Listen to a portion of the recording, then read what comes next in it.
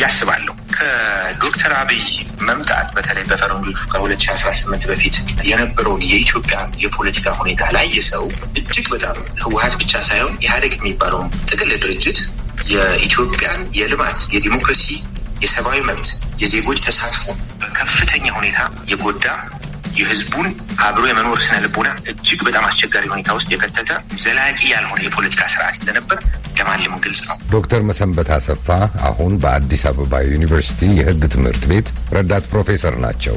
በተጨማሪም ብሔራዊ የህግ ማሻሻያ ኮሚቴም አባል ናቸው።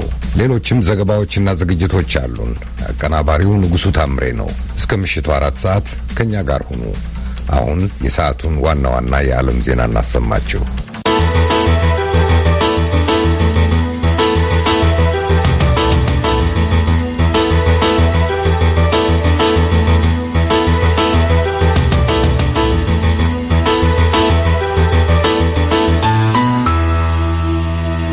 ናስትልኝ እንደምናመሻችሁ ከሰዓቱ የዓለም ዜናዎች ጋር አሉላ ከበደ ነኝ።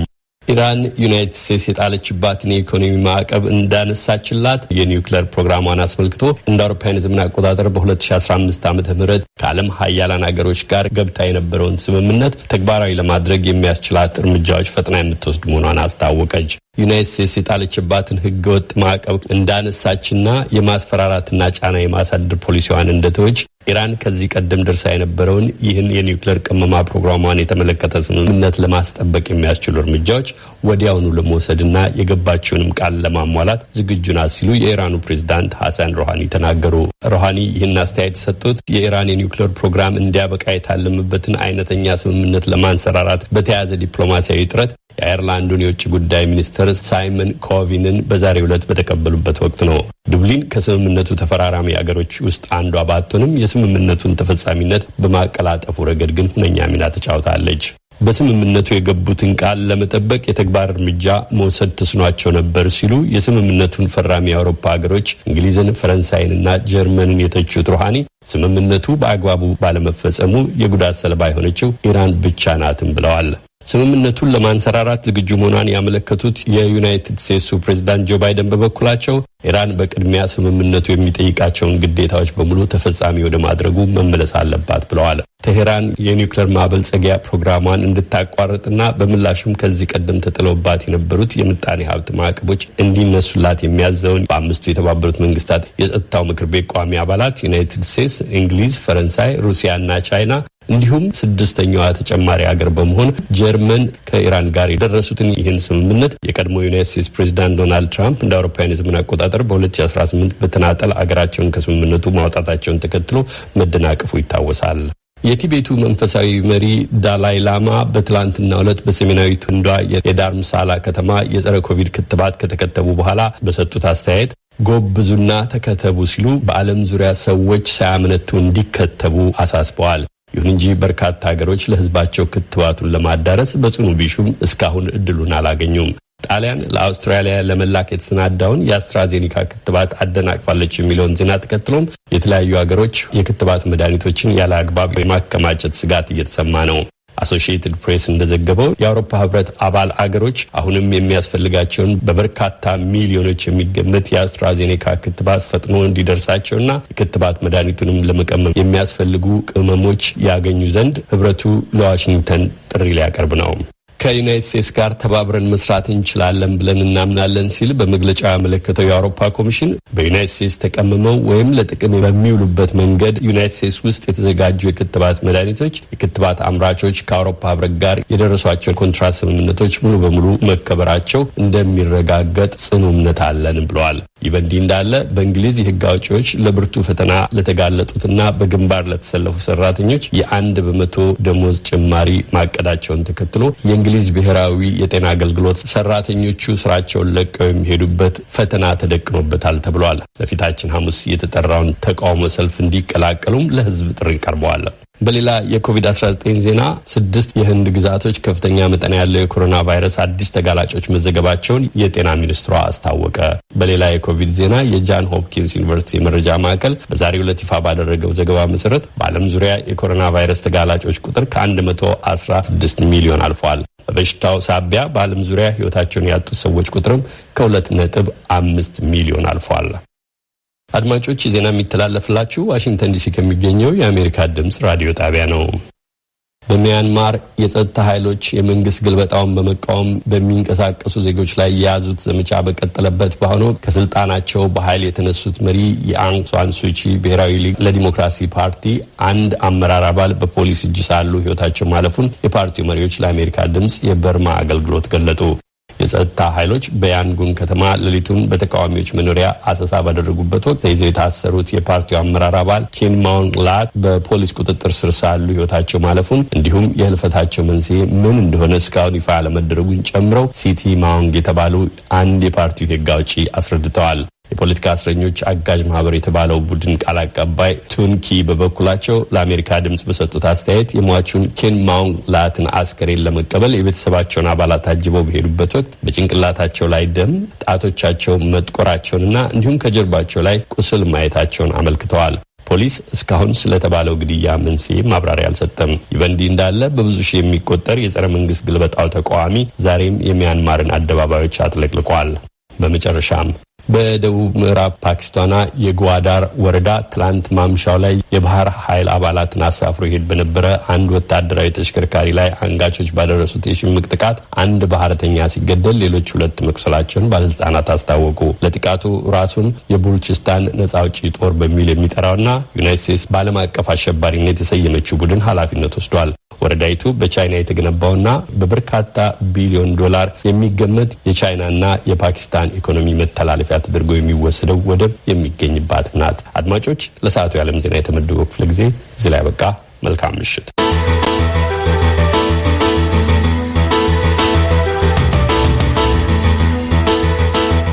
ይህ የአሜሪካ ድምጽ ራዲዮ ጣቢያ በአጭር ሞገድ በ22 ሜትር ባንድ በ13765 ኪሎ ሄርትዝ፣ በ25 ሜትር ባንድ በ12040 ኪሎ ሄርትዝ፣ በ31 ሜትር ባንድ በ9485 ኪሎ ሄርትዝ እንዲሁም በናይል ሳት ቪኦኤ 24 ላይ ከዋሽንግተን ዲሲ የሚተላለፍላችሁ የእሁድ የካቲት 26 2013 ዓ.ም ምሽት ፕሮግራም ነው። የኢትዮጵያ የፖለቲካ ባህል ምን ገጽታ አለው? ሀገርና ሕዝብን ዋጋ አስከፍሏል? ትውልድ የሚቀስመው ትምህርትስ አለ? የተያዙትን አቋሞች በትክክል ከማስረዳት እና በዛ ላይ ከመከራከር ይልቅ ወደ ፍረጃ የመሄድ ነገር ነበረ። እኔና አንዳርጋቸው አሰግድ በአንድ ደረጃ ኃይለ ሥላሴና ተስፋዬ ደረሳይ በሌላ ደረጃ ብዙ ጊዜ እንወያይ ነበረ። ለውጥ በየቀኑ ነው የሚጠለፈው ኢትዮጵያ ላይ። አጋጣሚዎቹ ይፈጠራሉ፣ አጋጣሚዎቹ ይወሰዳሉ፣ አጋጣሚዎቹ ይፈጠራሉ፣ አጋጣሚዎቹ እኔ ስንት ጊዜ እግዚአብሔር ይሄን እድል እንደሚሰጠን አላውቅም። ይሄ ሁሉ የፖለቲካ ባህላችን ብልሹነት ነው። የፖለቲካ ባህላችን በመፈራረጅ ላይ የቆመ ነው። ከነባር ፖለቲከኞች ጋር ውይይት ይዘናል። አብራችሁን ሁኑ። አሁን ወደ መጀመሪያው ዝግጅት እንዝለቅ።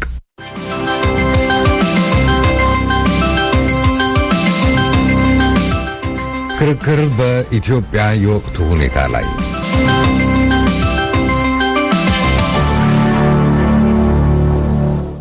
የዩናይትድ ስቴትስ የውጭ ጉዳይ መስሪያ ቤትና ሌሎች ዓለም አቀፍ ተቋማት ትግራይ ክልል ውስጥ የተከሰተውን ቀውስ አስመልክቶ እያንጸባረቁ ያሉት አቋም ምን ትርጉም አለው በሚል ርዕስ ትናንት የተጀመረ ክርክር አሁን ይቀጥላል። የዩናይትድ ስቴትስና የኢትዮጵያ መንግስታት ምልልስ ትግራይ ውስጥ አሁን ያለው ሁኔታና የሰብአዊ ረድኤት አቅርቦት እንዲሁም የሰብአዊ መብቶች ጥሰቶች ክሶች ላይ ያተኩራሉ ንግግሮቹ። ውይይቱን የመራችው ጽዮን ግርማ ነች። በመጀመሪያ እንግዶቻችንን ላስተዋውቅ። ዶክተር መሰንበት አሰፋ ሁለተኛ ዲግሪያቸውን የተቀበሉት ከደቡብ አፍሪካ ፕሪቶሪያ ዩኒቨርሲቲ የሰብአዊ መብት ማዕከል በሰብአዊ መብትና ዴሞክራሲ በአፍሪካ ነው። በሚዲያና ሀሳብን በመግለጽ ነጻነት ዙሪያ ሰርተው በናሽናል ዩኒቨርሲቲ ኦፍ አየርላንድ ጎልዌይ የዶክትሬት ዲግሪያቸውን ተቀብለዋል። ዶክተር መሰንበት ከዚህ ቀደም በመቀሌ ዩኒቨርሲቲ የሰብአዊ መብት ክፍል ዳይሬክተር ነበሩ። በአዲስ አበባ ዩኒቨርሲቲ የሕግ ትምህርት ቤት ኃላፊና ተባባሪ ዲን ሆነው ሰርተዋል። ዶክተር መሰንበት አሰፋ አሁን በአዲስ አበባ ዩኒቨርሲቲ የሕግ ትምህርት ቤት ውስጥ ረዳት ፕሮፌሰር ናቸው። በተጨማሪም ብሔራዊ የሕግ ማሻሻያ ኮሚቴ አባል ናቸው። ዶክተር መሰንበትን እንግዳችን ስለሆኑ እጅግ አድርጌ አመሰግናለሁ። ጽዮን ማመሰግናለሁ። ሁለተኛው እንግዳችን አቶ ዮሐንስ አብርሃም በአዲስ አበባ ዩኒቨርሲቲ በንግድ አስተዳደር የመጀመሪያ ዲግሪያቸውን ተቀብለዋል። ከዚያም ፓሪስ ከሚገኘው የሶርቦን ዩኒቨርሲቲ በፕሮጀክት ማኔጅመንት ሁለተኛ ዲግሪያቸውን አግኝተዋል። ቤልጂየም ከሚገኘው አንትወርፐን ዩኒቨርሲቲ ደግሞ የልማታዊ መንግስት አስተዳደር በማጥናት ተጨማሪ ሁለተኛ ዲግሪ ተቀብለዋል። አቶ ዮሐንስ የውጭ ጉዳይ ሚኒስቴር ውስጥ በአዲስ አበባ፣ በፓሪስ፣ በብራስልስ 19 ዓመታት ሰርተዋል። እስከ መጋቢት 2012 ዓመተ ምህረት ድረስ በአዲስ አበባ የውጭ ጉዳይ መስሪያ ቤት የደቡብና የምዕራብ አውሮፓ ዳይሬክተር ሆነው አገልግለዋል። አቶ ዮሐንስ ካናዳ የሚገኙ ሲሆን የትግራይ ክልላዊ መንግስትን በመወከል በውጭ ሀገር እንቅስቃሴ የሚያደርግ ኮሚቴ ጋር አብረው በመስራት ላይ ይገኛሉ። አቶ ዮሐንስንም እንግዳችን ሆነው ስለተገኙ በአሜሪካ ድምጽ ስም እናመሰግናለን። እኔም አመሰግንሻለሁ።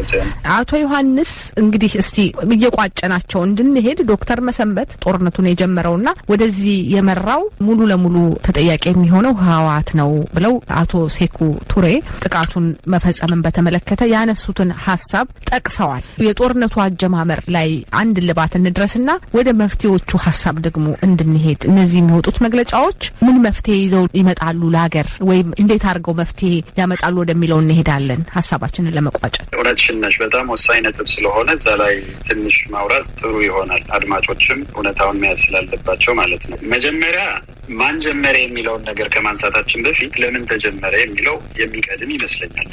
ለምንድን ነው የተጀመረው?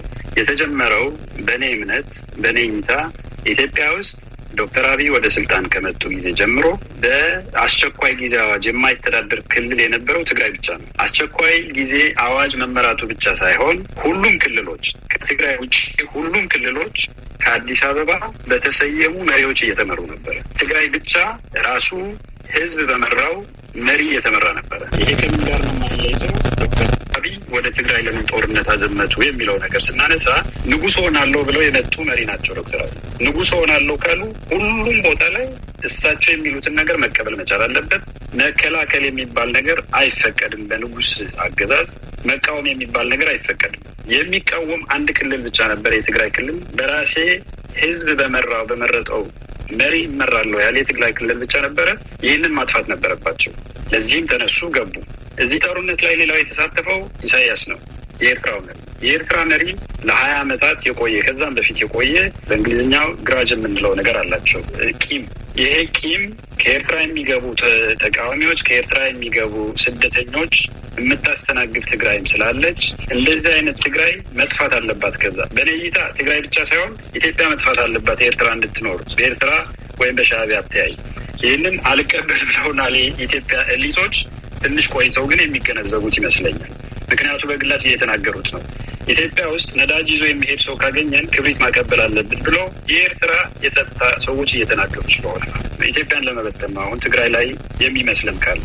ሶስተኛው የአማራ ጽንፈኞች፣ የአማራ ህዝብ ብያለሁ። የአማራ ጽንፈኞች የተወሰደብን መሬት አለ የሚሉት ነገር አላቸው። ከመጀመሪያ ጀምሮ እስካሁን ድረስ በወልቃይት አካባቢ፣ በራያ አካባቢ እነዚህ መሬቶችን ለማስመለስ ጦርነት መካሄድ ነበረበት። እነዚህ ሶስት ኃይላት የገጠሙት እነዚህን ጥቅሞቻቸውን ለማስጠበቅ ነው። ስለዚህ ለምን ተጀመረ የሚለውን ካወቅን ማን ጀመረው የሚለው ከዛ በኋላ ቀላል ነገር ነው። ስኩዊዝ እየተደረገች ነበረ ትግራይ እንደምናውቀው በሁሉም ኤርትራ ከላይ ከታች ደግሞ መንገድ ተዘጋ አይደል? የፌዴራል መንገዱ እኮ ለአንድ ዓመት ተዘጋ። አቶ ዮሐንስ እስቲ እዚሁ ጋር ጥያቄ ላንሳ። እርስዎ ሲናገሩ እንደ ምክንያት ካነሷቸው ውስጥ ፌዴራል መንግስቱን፣ የኤርትራ መንግስት፣ የአማራ ጽንፈኞችን እንደዚህ ጠቅሰዋል። በዚህ ጉዳይ ላይ ህወሓት ያለው ተሳትፎ ምንም የለም። የህወሓት ኃጢአት ነው የሚመስለኝ ሌሎቹ እሺ ብለው ብልጽግና ፓርቲን አለመቀላቀሉ፣ ተቀላቀል ሲባል ምርጫ አታካሄድ ሲባል ምርጫ ማካሄዱ እንደ ኃጢአት ሊቆጠሩ ይችላል። ሴኮ ተጠቅሰዋል ቅድም ሲሆን ሴኮ የማከብረው ታጋይ ነው። እስከማውቀው ድረስ ግን አንዲት ስልጣን በፖለቲካም ይሁን በሲቪል ትግራይ ውስጥ ያልነበረው ሰው ነው። አሁን እኔና ዶክተር መሰንበት እንደምናነሳው ሀሳቡ አንስተዋል። በዛ ጊዜ ሴኮ ትክክል ነው አይደለም ለታሪክ ጸሐፊዎች የምንተው ነገር ነው የሚሆነው። ግን እዛ ላይ ማየት ያለብን ሲሆን ግልጽ መሆን ስላለበት ነው። የሰሜን እዝ በአንድ አመት ጊዜ ውስጥ 4 መሪዎች ናቸው የተፈራረቁበት። ለምንድን ነው ብለን መጠየቅ መቻል አለብን። የመጨረሻው ሰዓት ላይ ሲመጣ የትግራይ መንግስት ከአመራሮቹ ጋር ውይይት አደረገ። ከሁሉም ጋር መስማማት ነበረ። ጥቂት የተቀሩት ተመታን ተጠቃም ብለው ወደ ኤርትራ ገቡ። የተወሰነው ደግሞ በጎንደር በዳንሻ በኩል ወደ ጎንደር ገባን። ስለዚህ የህወሓት ኃጢአት ብለሽ ከጠየቅሽኝ ኃጢአቱ የህወሓት ህዝብ ያለኝን እሰራለሁ ብሎ ምርጫ ማካሄዱ ብልጽግና ፓርቲን አለመቀላቀሉ ብቻ ነው ለዚህኛው የምወስደው እንጂ የመረጠውን ህዝብ የሰጠውን ኃላፊነት እወጣለሁ ብሎ ትግራይ ላይ መቆየቱና መከላከሉ እንደ ኃጢአት አልወስደው። ዶክተር መሰበት እንግዲህ ጦርነቱ ማን ጀመረው ከማለቱ በፊት ለምን ተጀመረ የሚለው ላይ አቶ ዮሐንስ ያነሷቸው የዘረዘሯቸው ነጥቦች አሉ። በእርስዎ በኩል እርስዎ ደግሞ ይግለጹልን።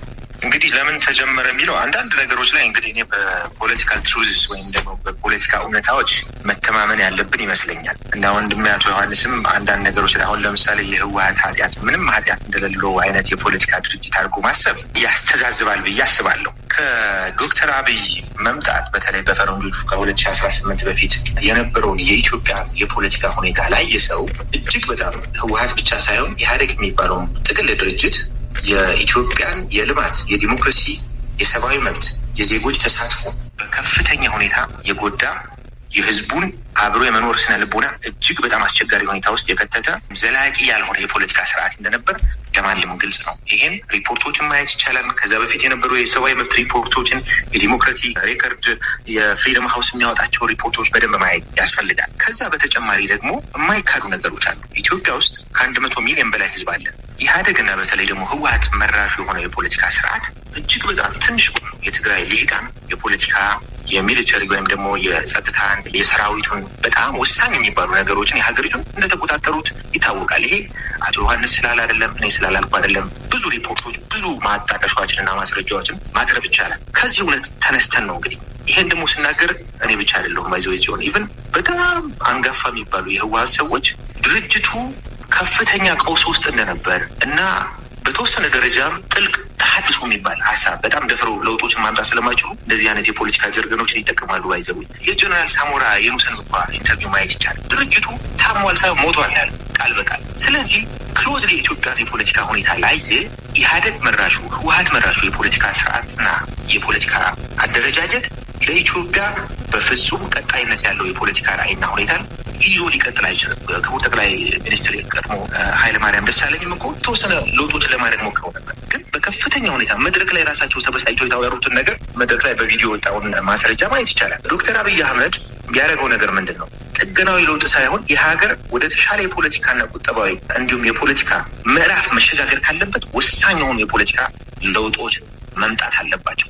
አሁን ክሊር የሆነ የኢንትረስት ችግር ይመጣል ማለት ነው። የቲፒኤልኤፍ ሰዎች ፖለቲካውን፣ ሀብቱን፣ ስልጣኑን ይዘውታል። ይሄን ደግሞ አይፈልጉትም። የኢትዮጵያን የፖለቲካ ሁኔታ የትግራይንም በጣም እጅግ በጣም የሚያሳዝነው ባይዘው የትግራይን የፖለቲካ ሁኔታ 27 ዓመት ምሁራን የምትያቸው ስልጣን የያዙ ሰዎች ኢኮኖሚ ነው የተቆጣጠሩት ቢጠቀሙ ሰፊው የትግራይ ህዝብ በፍጹም በስርዓቱ ሊጠቀም አልቻለም። ይሄ አይ ቲንክ ማንኛውም ኢትዮጵያዊ የሚያውቀው ነው። ለትግራይ ህዝብ ብዙ ሰው ሀዘኔታን በጣም ሲምፐቲም ያለው አሁን በሰፊው የኢትዮጵያ ህዝብ ብዬ የማስበው ለዛ ነው እና ችግሩ ወደ ህዝቡ ሳይወድቅ አሁን የፖለቲካ አመራሩ ኢትዮጵያ ውስጥ እጅግ በጣም የሚያሳዝነኝ ምንድን ነው? ይሄ ችግር ለይቶ የፖለቲካ ኃይሉን የሚመታበትን ስትራቴጂ ቀይሶ ስኬታማ ማድረግ ቢችል ኖሮ ከፍተኛ የፖለቲካ ውጤትን መቀናጀት ይችል ነበር።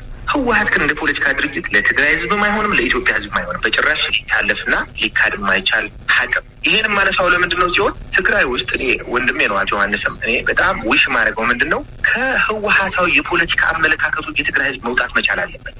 ይሄን እኔ ኢምፖዝ ላደርግ አይደለም፣ ግን ለምሳሌ አሁን ያነሳቸውን ፖይንቶች በጣም ካውንተር ማለት ይፈልጋል። በ2 ዓመትና በ3 ዓመት ውስጥ ትግራይ የሰላም አይላንድ እንደነበረች ያሳያል። እኔ ደግሞ እይታዬ የተለየ ነው። ትግራይ ሰላም የነበረው እጅግ በጣም አምባገነን የሆነ የፖለቲካ ኃይል ስለነበረ፣ ኦሮሚያ ውስጥ፣ አማራ ክልል ውስጥ ካየሽ ሲሆን የፖለቲካ ሁኔታዎቹን ካየሽ በተወሰነ ደረጃም ቢሆን የተለያየ የፖለቲካ አመለካከትና አስተላለፍ ያላቸው ኃይሎች ተፈቅዶላቸዋል እንቅስቃሴ እንዲያደርጉ። ትግራይ ውስጥ በፍጹም እንደዚህ አይነት ነገር ማድረግ አይቻልም እና ራሳችንን መፈተሽ ያስፈልጋል። ሁሌም ጠላታችን ያ ነው ከውጭ ነው የሚለውን ነገር አመለካከት መልካም አይመስለኝ። ቆይ አንድ ጊዜ አቶ ዮሐንስ አንድ ጊዜ አንመጣለሁ። ያው የእናንተው መድረክ ነው ብያለሁኝ፣ ግን መስመር እየለቀቀ ከሄደ በኋላ ምንም መቋጫ የሌለው ውይይት ይሆንብናል እና አንድ ጊዜ ሰብሰብ እናድርገው። ዶክተር መሰንበት እንግዲህ አሁን ለምን ተጀመረ ጦርነቱ የሚለው ላይ ነው መነጋገር ያለብን ብለው አቶ ዮሐንስ አንስተዋል። አንስተው እርስዎ እዚህ ላይ ምላሽ አልሰጡም። እኔ ቅድምም ተናግሬያለሁ። በተለይ የጦርነቱን አጀማመር እነዚህ ባይዘው ቪዲዮ ሪከርድ ድምጽ ስለሆኑ በድምጽ ወያኔዎች ሆነው እንግዲህ ሴክሬታሪ ያን ነገር የተናገረውና አንዳንድ እውነታዎችን መካድ አንችልም እና ደግሞ ችግሮቹንም ማሳነስ የለብንም። ትግራይ ሰላም ስለነበር ምናምን ሳይሆን ጥቅማቸው የተወሰደባቸው የፖለቲካ ኃይሎች ነበሩ። ማሳነስ የለብንም። ሀገርን እያስተዳደሩ ሀገርን እየመሩ የነበሩ ነገር ግን ዶክተር አብይ አህመድ ሜጀር የሆነ ወይም ደግሞ ወሳኝ ምዕራፍ የኢትዮጵያን የፖለቲካ አቅጣጫ ሊቀይር የሚችል የፖለቲካ አስተሳሰብ ይዘው ሲመጡ እነዚህ ሰዎች ጥቅማችንም ፍላጎታችንም ሊነካ ይችላል በሚል ነው ዋና የፖለቲካ ልዩነት የመጣው። ከዛ ነው እንጂ መጀመሪያ የብልጽግና ፓርቲ ሲመሰረት እንደውም ተጋብዘው የህወሓት በፓርቲው አይዲዮሎጂ ካመነ በፓርቲው አደረጃጀት እንዲገባ ጥያቄ ቀርቦለታል። የሚያሳዝነው ደግሞ በህወሓትም ሴንትራል ኮሚቴ ልዩነቶች እንደነበሩ እንግባ በሚለው ላይ የሚያሳዩ ምልክቶች አሉ። እንደውም አቶ ዮሐንስን አሁን ቻለንጅ ማድረግ ያልኩት ለዛ ነው። የፓርቲው ችግሮች ከዚህ ነው የሚመነጩት። በተወሰነ ደረጃ ወሳኝ የሚባሉት የህወሓት አመራሮችም ድርጅቱ እጅግ በጣም ወሳኝ የሆኑ ለውጦችን ማድረግ እንዳለበት እና ከፍተኛ ችግር ውስጥ እንደነበረ በራሳቸውም ያውቁታል። ባየው ድፍረት ኖሯቸው እና ተስማምተው አሁን ያለው የፖለቲካ አመራር ጋር ለመቀጠል አለመፈለጋቸው ነው። አይዲዮሎጂካልም የሆነ ርዕዮተ ዓለማዊም ልዩነት አለ። ባይዘው ማወቅ ያለ ማሳነስ የለም። ኢትዮጵያ ውስጥ የዘር አደረጃጀትን በአንድ የመጨረሻችን ስቴትመንት ልናገርና እጅግ በጣም የሚያሳዝነው የኢትዮጵያ ስርዓተ መንግስት እና ሀገረ መንግስት ከአክሱም ጀምሮ ለዘመናት የቆየ የሀገረ መንግስት ልምድ ያለው ሀገረ መንግስት ነው። በዓለም የፖለቲካ ማፕ ውስጥ በዘር የተደራጀ አንድም ሀገር የለም። በሙሉ እኔ ፖለቲካል ኮምፓራቲቭ ፖለቲክስን በተወሰነ አጥንቻለሁ። እጅግ በጣም ነው የሚያሳዝነው። በሌሎች ሀገሮች ላይ በዘርና በሃይማኖት መደረጃጀት እንኳን አይደለም የመንግስት ቅርጽና አወቃቀር ሊሆን በህግ የተከለከለ ነው። ባይዘው ቱርክን ማየት እንችላለን፣ ሩዋንዳን ማየት እንችላለን፣ ሌሎች ሀገሮች ላይ እና ከፍተኛ መሰረታዊ ችግሩ እሱ ነው። ይሄን ማሳነስ የለብን። ያ ማለት የብሔሮችን ቋንቋ መጨፍለቅ አይደለም። አንድም ማህበረሰብ በዘር ስታደራጅ የጋራ ህሊናው የመተባበር መንፈሱ እየተሰበረ ይመጣል። ዶክተር አብይ አህመድ ብዙ የፖለቲካ ችግር ሊኖረው ይችላል። እዚህ ላይ ግን ክሊር የሆነ የሞራል ክላሪቲ ያለው ሰው ነው እና እሱ ላይ ይሄን ፖይንት ሊጨምርልሽ ብዬ ነው። እሺ፣ አመሰግናለሁ ዶክተር መሰንበት። አቶ ዮሐንስ ጥያቄን ከማንሳቴ በፊት 1 ደቂቃ ልጨምር ብለው ነበርና ለእርሶ እድሉን ልስጥና ጥያቄ አለኝ። አመሰግናለሁ ሲሆን ስለደገመው መሰንበት አስምሬበት ልለፍ ብዬ ነው። የዚህ አይዲዮሎጂ ልዩነት በትክክል አለ ከመጀመሪያው። እኔ እንደ ትግራዋይ ኢትዮጵያ ውስጥ ያለ ችግር ለዘመናት የነበረው ቁርሾ ኢትዮጵያ ብዝሃነትን ማስተናገድ ስለተሳናት ነው የሚል እምነት ነው ያለኝ እንደ ትግራዋይ። አብዛኛው ትግራዋይ ህወሓትም የሚያምነው ይሄ ነው። መሰንበት ደግሞ አህዳዊነት ነው መፍትሄ ሊሆን የሚችለው መድኃኒት ሊሆን የሚችለው ለኢትዮጵያ እያለ ነው። እንግዲህ ይሄ የአይዲዮሎጂ ክርክር ስለሆነ ወደ ውስጥ አልገባም። የኢትዮጵያ ዘረኝነት መንፈስ ያመጣው ህወሓት ነው የሚል ነገር ስላነሳ ነው። በነገራችን ላይ ኢትዮጵያ ውስጥ ካሉ 9 ክልሎች አንዱም ክልል አንድ ብቻ ዘር ያለው የለም። በክልሉ ከሆነ እያወራን ያለ ነው። አሁን ኦፍኮርስ በቋንቋው እንዲጠቀም ተደርገዋል። ባህሉ እንዲያሳድግ ባህሉ እንዲያስተዋውቅ ተደርገዋል። የኢትዮጵያ ህዝብ በኢህአዴግ ባለፉት ዓመታት ሁላችንም የምናውቀው ነው። ዓለም የመሰከረበት የኢኮኖሚ እድገት ነበረ። ዓለም የመሰከረበት ጸጥታ ነበረ ኢትዮጵያ ውስጥ። ይሄ በህወሓትና በኢህአዴግ የመጣ ነው። በሌላ ሊባል አይችልም። አንድ ሁለተኛው ምናልባት ትግራይ ውስጥ ታፍኖ ነበር ሰው ብሏል መሰንበትና ትንሽ ይሄ አሁንም ብናየው ኦኬ፣ መጀመሪያ ታፍኖ ከነበረ አሁን ህወሓት ከመቀሌ ከወጣ በኋላ ለምንድን ነው ህብረተሰቡ መንግስታችንን አምጡልን እያለ እየጠየቀ ያለው? በሚደረጉ ስብሰባዎች የሽማግሌዎች ተብሎ የሄዱ ሰዎችን የተደረጉትን አይታቸዋል። ህዝቡ ምን እንዳደረጋቸው፣ ጋዜጠኞች ሲገቡ ምን እንዳደረገ አይታቸዋል። የካቲት 11 ሲከበር ባለፈው ሳምንት ህዝቡ በየከተማው ወጥቶ የማን ባንዲራ ሲሰቅል እንደነበር አይታቸዋል። ህወሓት አፍኖት ከነበረ ለምንድን ነው ይህን አጋጣሚ ያልተጠቀምበት ህብረተሰቡ ብለን እናስባለን። ይህንን ብናየው ከአዲስ አበባ ህወሓት ፈቅዶ ነው የመጣው እንጂ ተባሮ አይደለም። ክልላችንን እናልማ ብሎ መጥተዋል። ኢትዮጵያ ውስጥ ደግሞ ከትግራይ ጋር ካሉ አወዳድረን ካየነው አሁን መሰንበት ፖለቲካ ፓርቲዎች የት አሉ? አሁን ኢትዮጵያ ውስጥ ተቃዋሚዎች የት ነው ያሉት? አሁን ኢትዮጵያ ውስጥ ትልልቅ የሚባሉት ተቃዋሚዎች ነፍስ ያለው ተቃዋሚ ያለ አሁን ቢሮ ያለው የሚንቀሳቀስ የሚሰራ አቶ ዮሐንስ ውይይቱን ልመልሰው። እነዚህ የምታነሷቸው ጉዳዮች ራሳቸውን በራሳቸው ችለው የሚቆሙና ሌላ ውይይት የሚጠይቁ ናቸው። እንግዲህ እሱን ኃላፊነትን እኛ እንወስዳለን። አሁን ስትነጋገሩ ጦርነቱን እንዴት ተጀመረ፣ መነሻው ምንድነው፣ ማን ጀመረው የሚለው ላይ ነው እየተወያያችሁ ያላችሁት። በዛ ያልተስማማችሁባቸው ነጥቦች አሉ። አቶ ዮሐንስ አቶ ሴኩቱሬ እስከማቀው ድረስ የህወሓት አባል አልነበሩም እና በዛ ውስጥ እንግዲህ የራሳቸውን ሀሳብ ነው ያንጸባረቁት ብለዋል። የኔ ጥያቄ አቶ ሴኩቱሬ ብቻ ናቸው ወይ ጦርነቱ እንግዲህ መብረቃዊ ጥቃት ፈጽመናል የሚል ሀሳብ ነው እሳቸው የሰጡት? ብቻ ናቸው ወይ? የክልሉ ምክትል ርዕሰ መስተዳድር የነበሩት ወይም የክልሉ ፕሬዚዳንት ዶክተር ደብረጽዮን ገብረ ሚካኤል በ45 ደቂቃ ኦፕሬሽን አጠናቀናል፣ 80% የሚሆነውን የሰሜን ዕዝ በእጃችን አስገብተናል አላሉም ወይ? ከዛ በፊት በነበሩት ውይይቶች ላይ በተለይ በትግራይ ክልል ውስጥ የሚንቀሳቀሱ ኢንተርኔት ላይ የቴሌቪዥን ፕሮግራሞች ላይ የሚሰጡ አስተያየቶች ጦርነትን ቀስቃሽ አልነበሩም ወይ? የጦርነት ጉሰማን የያዙ አልነበሩም ወይ? ጦርነት ባህላዊ ጨዋታችን ነው፣ ፈጥኖ ወደ ጦርነቱ ብንገባ እና ብንገላገል ነው የሚሻለው የሚሉ ጦርነትን የሚቀሰቅሱ ንግግሮች አልነበሩም ወይ? ፌዴራል መንግስቱ ኃላፊነት አለበት ወይም ከዛ በፊት የሰጧቸው ነጥቦች 1-3 ነጥቦች ዘርዝረዋል። ከሱ እኩል እነዚህን ዋጋ አይሰጧቸውም ወይ? አመሰግናለሁ ሲሆን ያነሳሻቸው በጣም ጠቃሚ ነገሮች ናቸው። 2-3 ነገሮችን ልበል። በትግራይ እንዳልኩት ልክ የመጨረሻዋ ሰዓት እንደተቃረበች ዶክተር አብይ ሳያሳውቁ ወደ ኤርትራ ሄዶ የመጨረሻውን ግምገማ የእቅድ ግምገማ ከተደረገ በኋላ ጦርነቱ ሊነሳ እንደሆነ ነበረ። በዛ ሰዓት የትግራይ መንግስት የሰሜን ዕዝ ጋር ተከታታይ የሆነ ውይይት ነበራቸው። አብዛኞቹ አመራሮች ተቀብለው ነበረ። በትክክል ትግራይ ላይ የሚቃጣን ጥቃት አብረን እንከላከላለን የሚል ምላሽ ሰጥተው ነበር አብዛኛዎቹ። እኔ እንግዲህ እዛ ውይይት ውስጥ አልነበርኩም። ከተባለው ከተነገረን ነው እየነገርኩሽ ያለሁት። ከእነዚህ ውስጥ ግን ያልተቀበሉ ነበሩ የተወሰኑ። እነዛ ያልተቀበሉት ጥቃት መፈጸም ጀመሩ። ጥቃት መፈጸም የጀመሩት ማን ጋር ነው? የትግራይ ልዩ ኃይል ላይ። ከዛ በኋላ ደግሞ የተቀበሉት የሰሜን ዕዝ አባላት ላይ።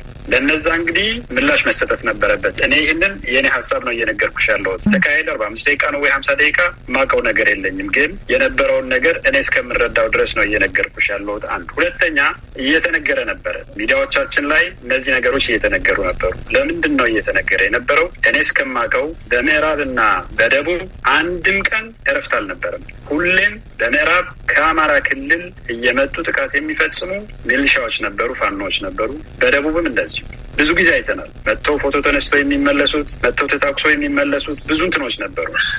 ለእነዚህ እዛ አካባቢ ያለው ህዝብ እያስፈጃችሁን ነው፣ እርምጃ መውሰድ አለባችሁ ያለ የትግራይ መንግስትን እየወተወተ ነበረ።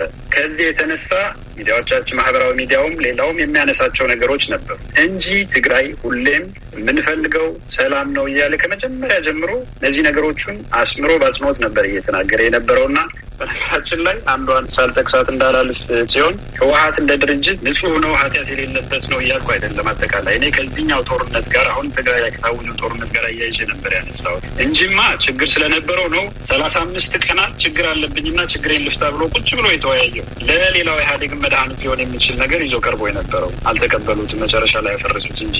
ስለዚህ ጦርነቱ አጀማመር ላይ እነዚህ ነገሮች ነበሩ ግን ተገፍቶ ያደረገው ነገር ነው እንጂ ፈልጎ የትግራይ ህዝብ ወደ ጦርነት የገባበት የለም። ምክንያቱ ጦርነት በተግባር ያውቀዋል። 17 ዓመት ሙሉ ጦርነት ያሳለፈ ህዝብ ነው የትግራይ ህዝብ እንደምታውቁትና ተመልሶ እንደዚህ አይነት ጦርነት ውስጥ እንዲገባ ምንም አይነት ፍላጎት የለውም፣ አይኖረውምም ለወደፊቱም ለማለት ነው የምፈልገው። እንግዲህ እርስዎ ጦርነቱ አጀማመር ላይ የራስዎትን የሚያምኑበትን ሀሳብ አስቀምጠዋል።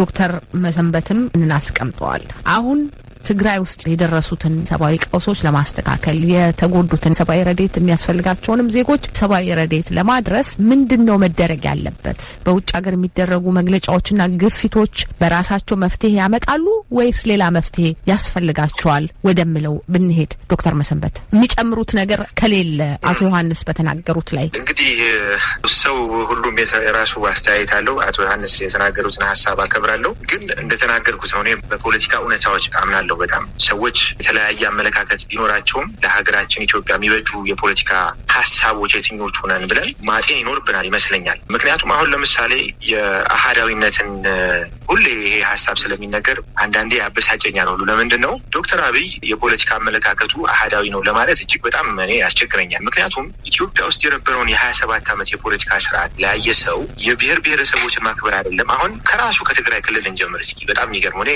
ራያ አካባቢ ያደግኩ ልጅ ነኝ፣ አውቀዋለሁ። አለው። ስነ ልቦናውን፣ የቋንቋው ስብጥርን ትግርኛ አካባቢ ጨርጨር አካባቢ የሚባለው ትግርኛ አማርኛ ተናጋሪ ያለ፣ መሀል ላይ አላማጣ ወጣ ብሎ ኦሮምኛ ተናጋሪ ያለ፣ ከተሞቹ ላይ አማርኛ ተናጋሪ ህዝብ ያለበት እጅግ በጣም በሰላም የሚኖር እጅግ በጣም የራሱ የሆነ የስብናን የኢትዮጵያዊነት መንፈስ ያለው ህዝብ ነው። ይሄን ብሬክ ያደረገው አሁንም እደግመዋለሁ የብሔር ፌዴራሊዝም ችግሩ ልዩነቶቻችንን አቻችለን የጋራ ስነ ልቦናችንን የምንገነባበት ሳይሆን በፍጹም በተቃራኒ የቆመ የፖለቲካ አመለካከትና አስተሳሰብን ስነ ልቦናን እንዲኖረን ያደረገው የጥላቻን ይሄ ቦታ የኔ ነው ያንተ አይደለም ባይዘውል ትግራይ ውስጥ እኮ ሰላም የትግራይ ህዝብና የአማራ ህዝብ ግጭት ውስጥ ነው። በኢትዮጵያ የፖለቲካ ታሪክ ውስጥ መሳሪያ አንስቶ እርስ በርሱ የተጋደለበትን የፖለቲካ ታሪክ አላስታውስም። ለምን አሁን መጣ ብለን ማሰብ እኔ አቶ ዮሐንስን ወንድሜን ቻሌንጅ አደርገዋለሁ። ይሄ የመጣው ቲፒኤልኤፍ ራሱ ካመጣው እጅግ በጣም ዘረኝነት ከተጠናወተው የፖለቲካ አስተሳሰብ ነው። ይሄን መካድ ያለብን አይመስለኝም። ስለዚህ አሁንም ያለው መንግስት ቢሆን መሀል መንገዱን የሚፈልግ ይመስለኛል። እንደኔ ህብረ ብሔራዊነት አንድነትንም የብሔር ብሔረሰቦችን የቋንቋ ብዝሃነትን ባይዘወል እኛ ኢትዮጵያውያን ዩኒክ አይደለም። በዚህ እጅግ በጣም የባህል የታሪክ ተቃርኖ ያላቸው ሀገሮች ብዙ ቲፒካሊ የማነሳው ለምሳሌ የሳውዝ አፍሪካ ነው። ደቡብ አፍሪካ ውስጥ የነጮችና የጥቁሮችን የፖለቲካ ታሪክ በቅርብ ላይ የሰው ጥቁሮች መንገድ ላይ እንደ ውሻ የሚገደሉበት የፖለቲካ ስርዓት ነው የነበረው። ደጋግሜ ሳቋርጦት ሀሳቦትን በጣም እያቋረጥኩት እንደሆነ ይገባኛል። ግን እነዚህ የፌዴራሊዝም ጉዳዮች አሁን የጠቀሷቸው በኢትዮጵያ ውስጥ ያለው የፖለቲካ ርዕዮተ ዓለም እነዚህ ራሳቸውን ችለው በሌላ ጊዜ የምንወያይባቸው ጉዳዮች ናቸው። አቶ ዮሐንስና እርሶን ሌላ ጊዜ መልሼ ያገናኛቸዋለሁ። አሁን ግን ትግራይ ክልል ውስጥ ያነሳ ነው ወደ አነሳ ነው ቀውስ እንሂድ። እሺ መሰረታዊ ነገሩ ላይ ነው ለመናገር ነው። ወደ ዋናው ነጥብ ምንድነው? የታሪክ ልዩነቶች የትም የፖለቲካ ማህበረሰብ ውስጥ ያሉ ናቸው። ጥያቄው የሚመጣው እነዚህን የታሪክ የቋንቋ ተቃርኖች የምታስተናግጅበት የፖለቲካ ስርዓት እሱም ዲሞክራሲ ነው ስሙ፣ ሌላ ሊሆን አይችልም። ወደ ዋናው ፖይንት ወደ ትግራይ ስመጣ ትግራይ ውስጥ ያለው ሁኔታ እጅግ በጣም ሊያሳዝን የሚችል ሁኔታ ነው። እኔ ወደ ግጭት መግባቱ ራሱ ትልቅ ችግር ያመጣል። ይሄን አይ ቲንክ ጦርነት የሚያመጣው ትልቅ ችግር አለ። ይሄን ማንም ሊክዶ አይችልም። በመጀመሪያ ደረጃ እኔ አሁን መደረግ ያለበት ብዬ ማስበውና ሁላችንም ልንስማማበት የምንችለው የሰብአዊ እርዳታው በጣም ተጠናክሮ መቀጠል አለበት። እንዳልኩት መንግስት የተለየ ኮሚቴ አዋቅሮ ይህን የሚያስተባብር ከፍተኛ እርዳታ ለማድረግ ብዙ ጥረቶችን እያደረገ ነው ብዬ አስባለሁ። በመጀመሪያ አካባቢ በመንግስት ሱፐርቫይዝድ ያልሆነ ሁማኒቴሪያን አክሰስ መንግስት በተወሰነ ደረጃ ረዚስት አድርጎ የነበረው የሚመስለኝ የጸጥታ ሁኔታው ሳይሻሻል፣ ምክንያቱም አንዳንዴ በጸጥታ የሰብአዊ መብት ድርጅቶችን በሚገቡበት ጊዜ ለግጭት የሚያባብሱ ሁኔታዎች ሊፈጠሩ ስለሚችሉ መንግስት ከዛ አንጻር ነው እንጂ የትግራይ ህዝብ እርዳታ እንዳያገኝ ከማሰብ አይደለም። እንደው መልካም አእምሮ ያለ ሰው ይህን ሊያስብ አይችልም። እና አሁን ደግሞ እንደውም በተጠናከረ ሁኔታ የሰብአዊ ሁኔታውም የውጭ ድርጅቶችም የሚቀርቡበት ሁኔታ አለ። ይሄ በጣም ተጠናክሮ መቀጠል አለበት ብዬ አስባለሁ። በሁለተኛ ደረጃ እንደ ዮሐንስ ላሉ በጣም ወንድሞችን የምመክረው ጊዜያዊ አስተዳደሩ የተሻለ የፖለቲካ አቅም እንዲኖረው ሰፖርት መደረግ ያለበት ይመስለኛል። በትግራይ ልጆች የሚመራ ጊዜያዊ አስተዳደር ነው። የህዝብ ቅቡልነቱ ገና ሊሆን ይችላል። እሱ በፖለቲካ ስራ ሊሰራ የሚችል ነው ብዬ አስባለሁ። ጸጥታው ሳይሻሻል የትግራይን የሰላም ሁኔታ ሳይሻሻል የሰብአዊ ሁኔታውን ለማሻሻል መሞከር ከፍተኛ ችግርን ይፈጥራል ብዬ አስባለሁ። እነዚህ ነገሮችን በማድረግ አሁን ያለው የሰብአዊ መብት አያያዝም የሰብአዊነት ሁኔታውም በተሻለ ሁኔታ ሊሆን ይችላል ብዬ አስባለሁ። በመጨረሻ የማስበው ነገር ምንድን ነው? በተለይ ደግሞ የዲሞክራሲያዊ ተቋሞቻችን የተሻለ ነጻነት አላቸው ብዬ በጣም በጽኑ አምናለሁ።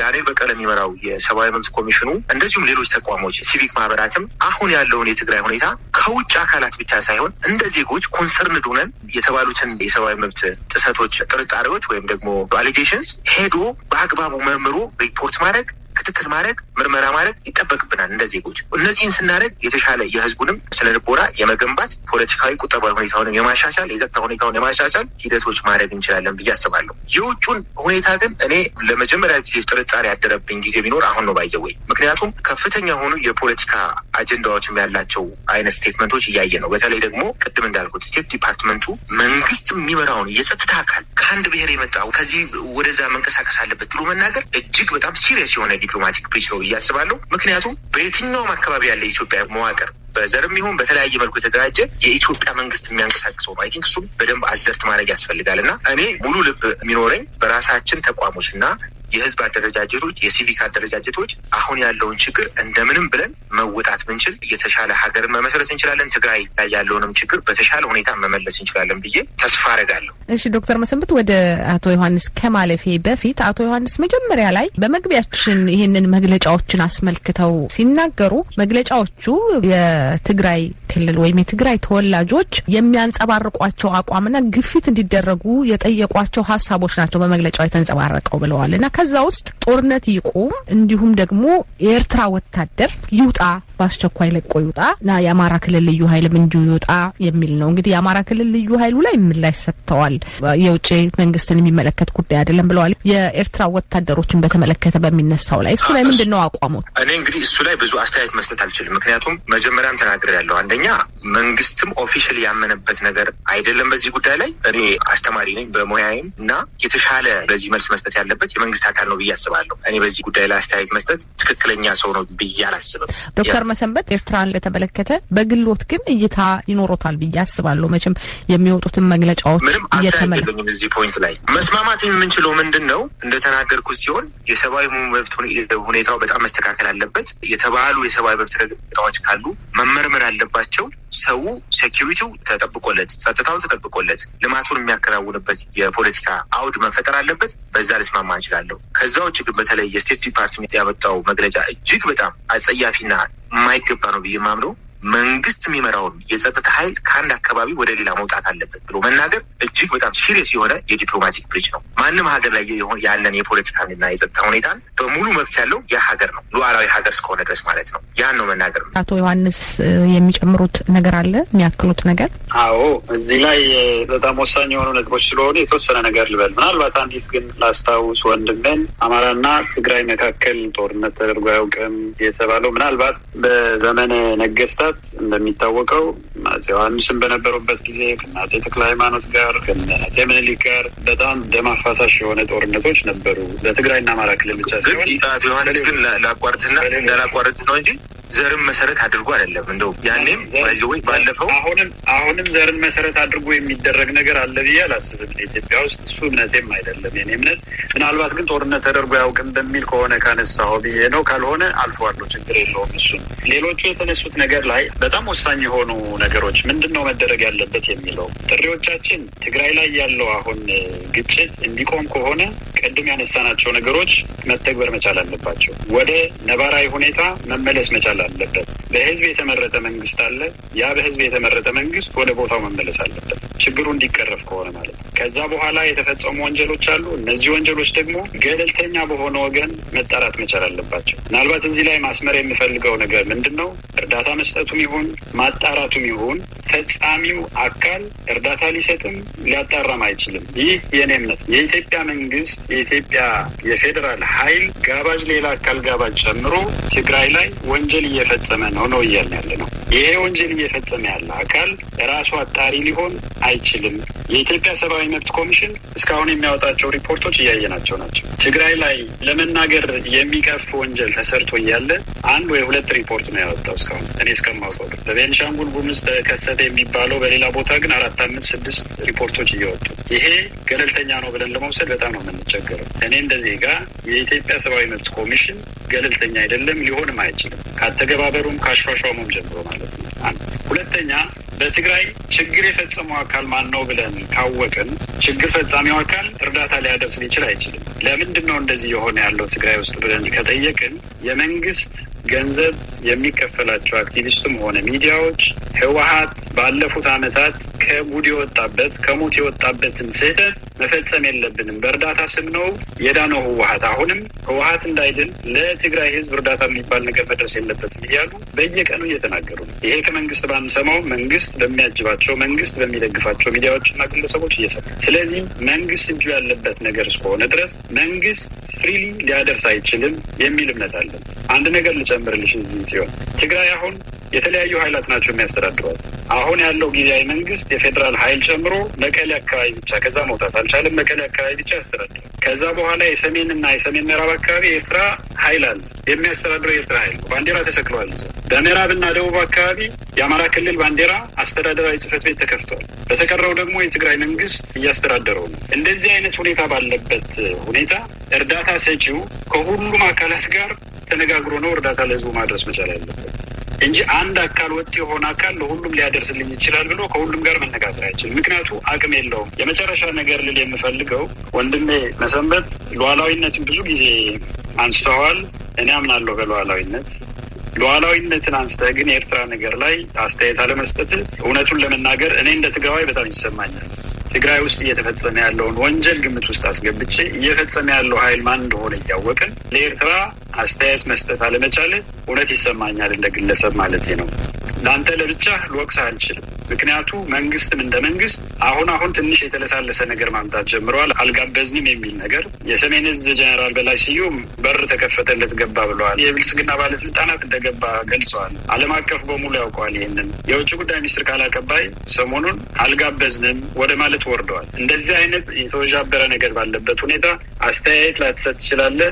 ግን የግል አስተያየት አለመስጠት ግን ለእኔ እንደ ትግራዋይ ያሳስበኛል። መጨረሻ እኔም አንድ ምክር ጣል አድርግ። ትግራይ ውስጥ የተመረጠ መንግስት አለ። ህዝብ የመረጠው 2.7 ሚሊዮን ህዝብ የመረጠው መንግስት አለ።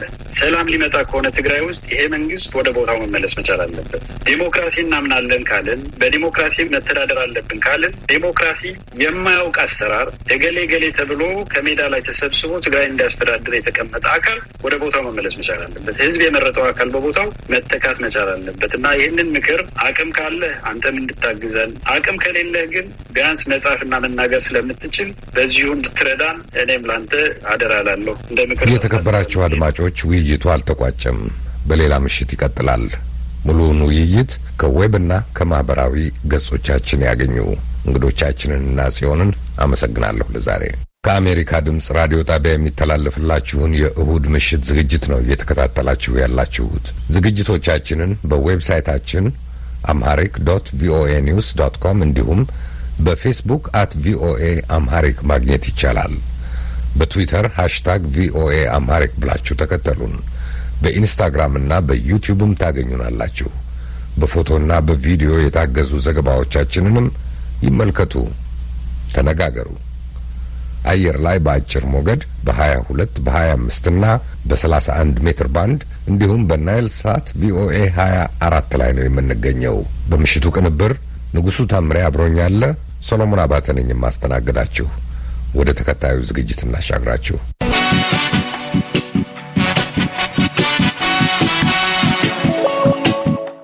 የኢትዮጵያ የፖለቲካ ባህል ዳራውና ትሩፋቱ። በኢትዮጵያ ፖለቲካ ውስጥ ሲወራረድ የመጣው የመፈራረጅ የፖለቲካ ባህል ኢትዮጵያንና ኢትዮጵያውያንን ያስከፈለው ዋጋ አለ ይሆን? ካለስ ተመኑ ምን ያህል ነው?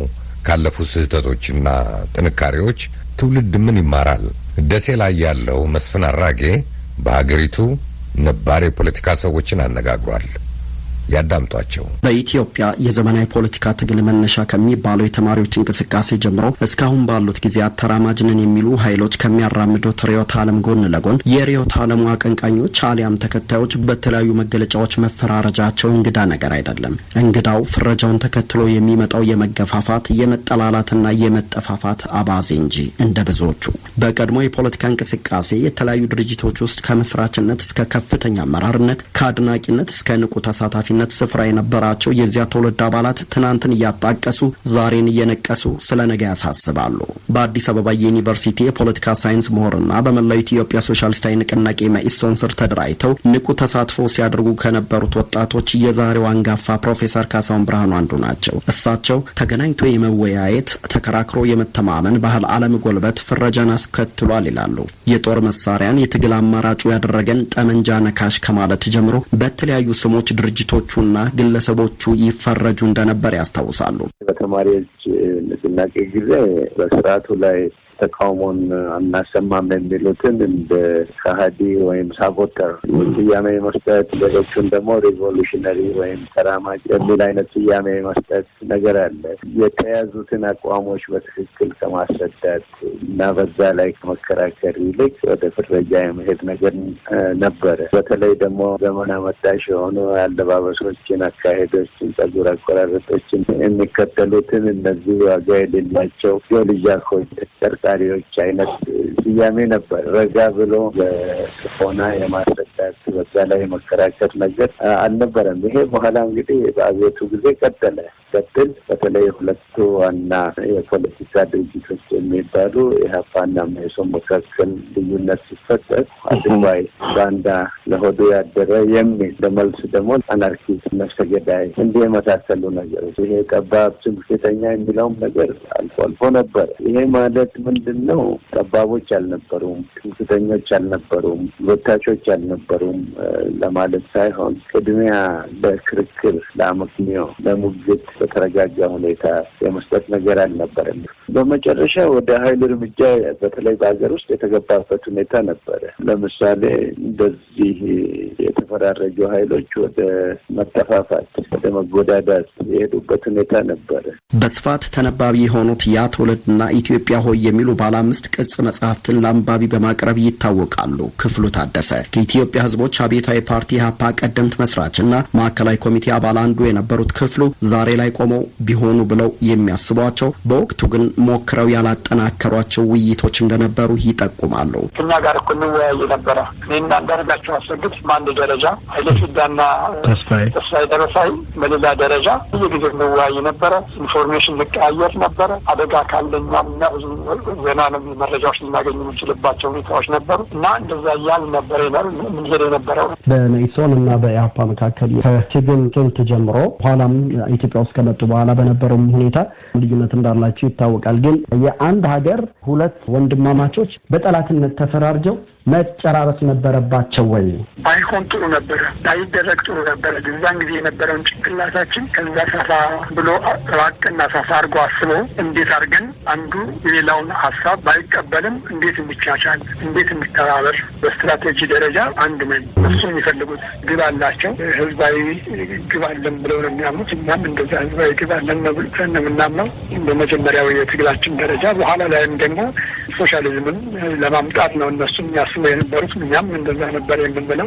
ከጅምሩ ሰፋ አድርገን አሁን ለምሳሌ ያህል እዛ በአንደኛ መጽሐፍ ላይ ጠቀስ እንዳደረኩት በብርሃነ መስቀልና በኃይለ ፊዳ፣ በተስፋዬና በኃይለ ፊዳ፣ በእኔና በአንዳርጋቸው እንደዚህ በማድረግ ፈንታ ሁለታችንም በኩል ተከታታይ የሆኑ የውይይት መድረኮች ፈጥረን በጋራ የልዩነት እንትኖቻችን አጥበን ወደፊት ደግሞ የጠበቡ የሚሄዱበትን መንገድ መፈለግ ይቻል ነበረ። ያ አልተደረገም። ትልቁ እንትን ይመስለኛል። እንግዲህ ፍረጃው የፖለቲካ የበላይነትን ለማረጋገጥ ስልጣን ለመቆጣጠርና ተከታይን ለማብዛት ታቅዶ የሚፈጸም እንደነበር የሚገልጹት ደግሞ በደርግ ወቅት አርሲንና ትግራይን በአስተዳዳሪነት የመሩት በኢሰፓ አንደኛ ጸሐፊነትና በማዕከላዊ ኮሚቴ አባልነት ያገለገሉት ስለሺ መንገሻ ናቸው። ፍረጃው ስልጣን ላይ ባለውም ይሁን ወደ ስልጣን ለመምጣት በሚፈልጉ አካላት ላይ ተጽዕኖ ማሳረፉን አልደበቁም። ከፍተኛ ተጽዕኖም አስከትሏል። ምክንያቱም የአብዮታዊ አስተዳደር የወታደር ነው የደርግ ነውና ብለው ሲያበቁ ሌላው እንደ ወታደር እያየ በሌላ መልኩ እንዲፈርጅ አድርጎታል። ከፍተኛ ቅስቀሳም ተካሂዷል። የሚከተሉት መስመር ተደማጭነት እንዲያገኝና እነሱ ጎልተው እንዲወጡ ለማድረግ የሚደረግ ትግል መኢሶን የራሱን ድርጅት ከፍ አድርጎ እንደ ፓርቲ አድርጎ ሲያበቃ በህብረተሰቡ ዘንድ ተቀባይነት አግኝቶ ለማድረግ ያደርግ ነበረ። ኢጫትን ከሶማሌ ሰርጎ ገቦች ጋራ በተለይ የነበርኩበት አርሲና ባሌ ውስጥ ከፍተኛ ችግር ሲፈጥሩን ነበር። ያባል ትጥቅ ትግል ነው ያካሄደው አዲስ አበባ። ስለዚህ ሁሉም ሰው የራሱን የቡድን እይታ አሳውቆ መሪ ሆኖ ለመውጣትና ሀገር ለማስተዳደር ይፈልግ ስለነበረ የግድ ያንን ማጥላላት ነበረበት። አቶ ክፍሉ ግን በ1960ዎቹና 70ዎቹ ገደማ የነበረው ፈረጃ አሁን እየተስተዋለ ካለው ፈጽሞ የተለየ ነው ሲሉ ያስረዳሉ። የበፊት መፈራረጅና የአሁኑ መፈራረጅ መሰረታዊ ልዩነት አላቸው። የበፊት መፈራረጅ በፖለቲካ ድርጅቶች መካከል የሚደረግ መፈራረጅ ነው። መኢሶን ኢህአፓን ይፈርጃል፣ እኛ መኢሶንን እንፈርጃለን፣ ወይ ሌሎችም በዚህ በደርግ ዙሪያ የነበሩ ኃይሎችን እንፈርጃለን፣ ህወሓት እኛን ይፈርጃል፣ እኛ ህወሓትን እንፈርጃለን። እንደዛ አይነት መፈራረጆች ነበሩ የነበሩት። አሁን ግን ተለይቷል፣ አሁን ተቀይሯል የምለው ይህ መፈራረጅ በተለይ በማንነት ላይ የተመሰረተ የመደራጀት አይነት በሆነበት ጊዜ ማንነት ላይ ተመስርቶ የፖለቲካ ስልጣን መያዝ ከተጀመረ ከ30 ዓመት መሆኑን ወስኖ ጀምሮ ከዛ ጊዜ ጀምሮ ይህ መፈራረጅ ከፖለቲካ ድርጅቶቹ ከፖለቲካ ኃይሎቹ በዘለለ ህዝብን መፈረጅ ተጀምሯል። አሁን ያንን ጸያፍ ነገር ልናገረው አልፈልግም። ከአንድ የፖለቲካ ድርጅት በማንነት ላይ ከተመሰረተ የፖለቲካ ድርጅት በስተጀርባ ያለውን ህዝብ ይህ ህዝብ እኮ እንደዛ ነው፣ የህዝብ እኮ እንደዚህ ነው የሚል አይነት ፍረጃ በጣም አስጸያፊ የሆነ ፍረጃ አሁን እየመጣ ነው። ይህ የፍረጃ ችግር አሁንም ዘመናት ተሻግሮ መልክና ቅርጹን ቀይሮ እየተስተዋለ ነው የሚሉ ሰዎች አሉ። በእርሶ ምልከታ ይሄ እንዴት ይገልጹታል? ትክክል ነው። ጥያቄ ነው። ህወሓት በነበረ ጊዜ በምክንያትም ጭምር የሚቃወሙትን ሀገርን የመክዳት ሽብርተኝነትን የማካሄድ እንደዚህ አድርጎ የመፈረጅ ነገር ነበረ። ይሄ በተለይ ጠባብ ጎጠኛ እንደዚህ የሚል በተለይም እንግዲህ ከፍተኛ ኃላፊነት የሚወድቀው ይህን ሁኔታ የመከራከርን፣ የመሟገትን፣ የመወያየትን ለመተማመን የሚደረጉ ጥረቶችን ስልጣን በያዙ ኃይሎች ላይ ነው የሚወድቀው። ጊዜ በኢሜይል መልዕክት ተለዋወጥ ተብሎ ሽብርተኛ ተብሎ እስር ቤት የሚወረወርበት ሁኔታ ነበረ። በአሁኑ ወቅትም ደግሞ አንዳንድ ፍረጃዎችን እንሰማለን። ነፍጠኛ፣ ትምክህተኛ፣ ጠባብ፣ አህዳዊ እንደዚህ የሚሉትን ነገር ይሰማል። በሰከነ ሁኔታ ቁጭ ብሎ አቋምን በክርክር በምክንያት በማስረጃ ከማስረጀት ይልቅ አሁንም በተመሳሳይ ዓላማ ተቃዋሚን ለማሸማቀቅ ስራ ላይ ሲውሉ እንሰማለን። ለምሳሌ ግድ የለም ለዚህ ለሽግግሩ ስርዓት ፋታ እንስ አዎንታዊ እርምጃዎቹን የሽግግሩን እንደግፍ የሚሉትን በአድርባይነትና በስልጣንና እንጀራ ፈላጊነት የመመደብ ነገር እንሰማለን አሁንም ድረስ። ሌሎችም ምክንያታዊ ተቃውሞዎች ደግሞ በሌላው ወገን ደግሞ እነዚህ ጠባቦች ናቸው፣ እነዚህ እንደዚህ ናቸው፣ እነዚህ ለስልጣን የቋመጡ ናቸው የሚሉ ነገሮች አሉ እና አሁንም ቢሆን ለውይይት፣ ለክርክር፣ ለሙግት፣ ለምክንያታዊ ድምዳሜ ፋታ ያለመስጠት ነገር ይታያል። በወሎ ዩኒቨርሲቲ የታሪክ መምህር የሆኑት ዶክተር አሰፋ ባልቻ ተራማጅ አስተሳሰብ አለን የሚሉ አካላት የኢትዮጵያን ተጨባጭ ችግርና የሕዝቡን ፍላጎት መሰረት ያደረገ የመፍትሄ አቅጣጫ አለማስቀመጣቸው ለመፈራረጅና ለመጠፋፋት ምክንያት ሆነዋል። ይህም ኢትዮጵያ በተለያዩ ጊዜያት ያገኘቻቸውን ለውጦች እንዳታጣጥም መሰናከል ፈጥሮባታል ይላሉ።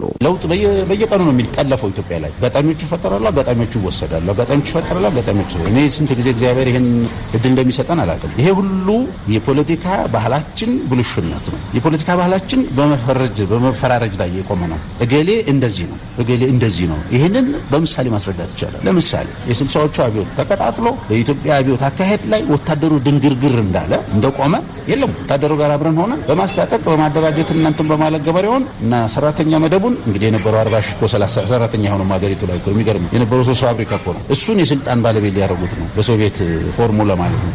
በማርክሲዝም ሌኒኒዝም በተለይ የዲክታተርሺፕ ኦፍ ፕሮሌታሪያት ይሄ የሚሰራበት ሀገር አልነበረም። የነበረው ፍጹም 80 እና 85 በመቶ አሁንም ድረስ ብዙ አልተቀየረም፣ ገበሬ ነው። በደርግ ውስጥ የኢሰፓ አንደኛ ጸሐፊ የነበሩት ስለሺ መንገሻና በመኢሶን አባልነት ተሳታፊ የነበሩት የፖለቲካ ሳይንስ ምሁሩ ፕሮፌሰር ካሳሁን ብርሃኑ መፈራረጁ አሁን ድረስ በህዝቡና በኢትዮጵያ አንድነት ላይ ተጽዕኖ ማሳደሩን ገልጸዋል። እኛ ከወደቅን በኋላ ትልቅ ነገር የተሰራው የኢትዮጵያ ህዝብ አንድነቱን አጠናክሮ የሚቀጥል ከሆነ በስልጣን ላይ የመጡ ሰዎች ተቀባይነት እንደማይኖራቸው ያውቁ ነበር። ትልቁ ኢላማቸው ኢትዮጵያን ህዝብ በብሔረሰብ መለየት እና በተለይ አንዱን ብሔረሰብ አምባገነን፣ ጨፍጫፊ ይሄንን በማድረግ ማጥላላት አለበት። ስለዚህ የዘረኝነት ፖለቲካ በህብረተሰቡ ዘንድ ጸርጾ እንዲቀባና አንዱ በአንዱ ላይ ጥላቻ እንዲያደርግ ትልቅ ስራ ነው የተሰራው። በተለይ አንዳንድ አካባቢ ያለው ወጣት እኮ ጨርሶ ኢትዮጵያ የሚለውን ነገር ለመስማት የማይፈልግበት ደረጃ ላይ እስከሚደርስ እኮ ድረስ ጨርሶ ጭንቅላቱን እኮ ለውጠውታል። ይሄ ደግሞ ለኢትዮጵያ በጣም አደጋ ነው። እንደው አንድ የውጭ የተጠናከረ ኃይል ድሮ እንደ ሶማሌ እንዳደረገችው ወረራ እኮ ቢያደርግ ኢትዮጵያ ህዝብ አንድ ሆኖ እንዲነሳ ለማድረግ ከፍተኛ ትግል ይጠይቃል። ለምሳሌ በሰሜኑ የሀገራችን ክፍል በተከሰተው ነገር ላይ ምክንያታዊ የሆነ ማስረጃ የተደገፈ ነገርን ይዞ አንድ አይነት አቋም መያዝ ያለመቻልን አስከትሏል። ይኸው ሱዳን የሀገራችንን ድንበር ወራ የተባበረ ድምፅና የተባበረ የተግባር እንቅስቃሴን ለማድረግ ሁሉ ተገዳድሮታል። በህዳሴው ግድብ ላይ ድምጻችን አንድ ነበር ወይ የሚለውን ነገር ሁሉ ካቶ ማየት ይቻላል። እና ይሄ ሁሉ በሞላ ጎደል በሙሉ በፍረጃ ልዩነቶችን በአግባቡ ለማስተናገድ ካለመቻል የተነሳ የሚመጡ ነገሮች ናቸው። ዶክተር አሰፋ ቀደምት ፖለቲከኞች በፖለቲካ እንቅስቃሴና በትግል ስልታቸው ስህተት ምክንያት የፈጠሩትን ጉዳት በይቅርታ ለማስተካከል አለመሞከር መሞከራቸው የእነሱ ስህተት አሁንም ቀጥሏል ባይ ናቸው። ራሳቸው ያመጡትን ያልተረዱትን አልተረዳንም ነበር። አዎ አበላሽተናል። ይህን ሁሉ ወጣት ማስረገፍ አልነበረም። ምንድነው ረግፎ የመጣው ስትል ወታደራዊ አስተዳደር ደርግ ነው የመጣው። አየው የመጣው ከባድ የሆነ ወታደራዊ አመራር ነው የመጣው። ከዛ በኋላ የገባንበትን ነገር ታስታውሳለህ። ከዛ በኋላ የተሄደው ወዴት ነው? የፖለቲካ ፓርቲዎቹ በፊት በነበሩበት ቁመና መቆማቸውንና መከራከራቸውን ትተው ሁሉንም ደርግ ሲያስወግዳቸው ወይም ሲያጠፋቸው ማለት ይቻላል ወደ ጎጥ ደግሞ መግባት ጀመሩ። ከዛ በኋላ የብሔራዊ ትግሉ ቀርቶ እንግዲህ በህብረት ወጣቱን አንድ ላይ አድርጎ የኢትዮጵያን ሕዝብ ችግር የመደብ ጭቆና አድርጎ አስቦ ሲታገል የነበረ ድርጅት እና ኢንተርናሽናል ሲያዘምር የነበረ ድርጅት እኛ ከሌለን እናጠፋችኋለን፣ እኛ ቁጥራችን ብዙ ነው፣ እነንትና ቁጥራቸው ትንሽ ነው፣ እገሌ ትምክተኛ እገሌ ጠባቡ እየተባለ ወደ ወደቀ የድንጋይ ዘመን ፖለቲካ የመንደር ሰው አደራጅቶ ዛሬ መንደር ውስጥ ይደፋደፋል። የኢህአፓ ማዕከላዊ ኮሚቴ አባል የነበሩት ክፍሉ ታደሰ በማንነት ላይ የተመሰረተ ፍረጃ መቆም የሚችልበት ህጋዊ መሰረት መጣል እንዳለበት ያሳስባሉ። ይሄ አስፈላጊ ፍረጃ አደገኛ ነው፣ መቆም አለበት፣ መስተካከል አለበት። ህዝብ እንደ ህዝብ መፈረጅ የለበትም። በአንድ ህዝብ ውስጥ የተለያየ ወገኖች ናቸው ያሉት። ገበሬ አለ፣ አርሶ አደር አለ፣ ሰራተኛ ወገን አለ፣ ነጋዴ አለ፣ የተለያዩ ወገኖች ናቸው በዛ ውስጥ እና እነኚህ ደግሞ የተለያየ ፍላጎትና አላማ ግብ ያላቸው ወገኖች ናቸው እና አንድ ፖለቲካ ፓርቲ የገሌ ፖለቲካ ፓርቲ ነው ወይ ገሌን የሚባለውን ህዝብ ወክላለሁ ስላለ ያንን ህዝብ ይወክላል ማለት አይደለም። ምክንያቱም የህዝብ መርጦት አያውቅም። መርጦ የሚወክለኝ ይሄ ፓርቲ ነው ብሎ ያለበት ጊዜ የለም። 97 ትንሽ ሙከራ ተደርጎ ነበረ፣ ከሸፈ። አሁን በማንነት ላይ ተመስርተው የሚያደርጉ የፖለቲካል ፓርቲዎች ሁሉም በሚባል ደረጃ ህዝብ ወክሏቸው የእኛ ጠበቆች ናቸው፣ የእኛ ድምፅ አሰሚ ናቸው አላለም እና በእነሱ ምክንያት ህዝብ ይፈረጅበት፣ ህዝብ የሚሰደብበት፣ ህዝብ የሚነቀፍበት ምክንያት መኖር ያለ አይመስለኝም። አካሄዱም አደገኛ ይመስለኛል። ማንነት ላይ የተመሰረተ አደረጃጀት ለዚህ ችግር ብቻ ሳይሆን በአጠቃላይ በኢትዮጵያ ውስጥ የአደረጃጀት ካልተቀየረ ለፖለቲካ ስልጣን ማንነት ላይ ተመስርቶ ባህልን ለማስከበር ከባህል ጋር ተጓዳኝ የሆኑ ጉዳዮችን ለማስከበር እና ለመሳሰሉ ነገሮች እንደዚህ አይነት አደረጃጀት ሊፈቀድ ይገባል። ግን በማንነት ላይ ተመስርቶ የፖለቲካ ስልጣን መያዝ ከህገ መንግስቱ ሊፋቅ ይገባል። በኢትዮጵያም በስራ ላይ መዋል የለበትም። ጋፋውን እያመጣ ያለውን ችግር እያየነው ነው። በኢትዮጵያ ውስጥ በማንነት ላይ ሳይሆን በፖለቲካ እምነት፣ በጥቅም ሰራተኛም ከሆነ በጥቅምና በፍላጎቱ፣ አርሶ አደርም ከሆነ በጥቅምና በፍላጎቱ። ምክንያቱም የወለጋ አርሶ አደርና የትግራይ አርሶ አደር ምንም የሚለያቸው ነገር የለም፣ አንድ ናቸው። ሁለቱም አሰርገፊዎች ናቸው፣ ሁለቱም ችግረኞች ናቸው፣ ሁለቱም ከመሬት ጋር የተቆራኙ ናቸው። ከመሬት ጋር ያለ ፖሊሲ ነው የሁለቱም ችግራቸው። የባሌውንና የጎጃሙን እንደዚያ በየቦታ ያሉ እንደዚህ ናቸው። እነ ዶክተር አሰፋ ትንታኔ ደግሞ የኢትዮጵያን አንድነት የማይሹ በቅኝ ግዛት ለመቀራመት ሞክረው ያልተሳካላቸው የአውሮፓ ሀገራት ሴራ ያስከተለው ውጤት ነው። ጠላት መቼም ብቻውን አይመጣም፣ ከተባባሪ ጋር ነው አብሮ የሚመጣው። ስለዚህ በውስጥ ሁኔታዎችን አመቻችተው ይችን አገር በተለይ ከአድዋ በኋላ የተፈጠረ ፖለቲካ ይኸው ጦሱ እስካሁን ድረስ አብሮ ነው። አድዋን አሸነፍነው እንጂ አልኖር ነው። ብንኖረው ኖሮ የነጭን ሴራ ገና ሲሸተን ነበረ ከበርቾ ምናጤስበት ገብቷል እንዳይጠጋ እናደርገው ነበር። አሁን ግን ጢሱን ጭራሽ በደንብ ጨርቅ ሸፍኖ የሚታጠኑ ፖለቲከኞች ስለመጡላቸው በእነሱ ይጫወታል። አገሪቱ የተሰራችው ልክ እንደ ጠላ ቂጣ ይመስል እንደፈለገ የሚጋግረውና የሚፈታው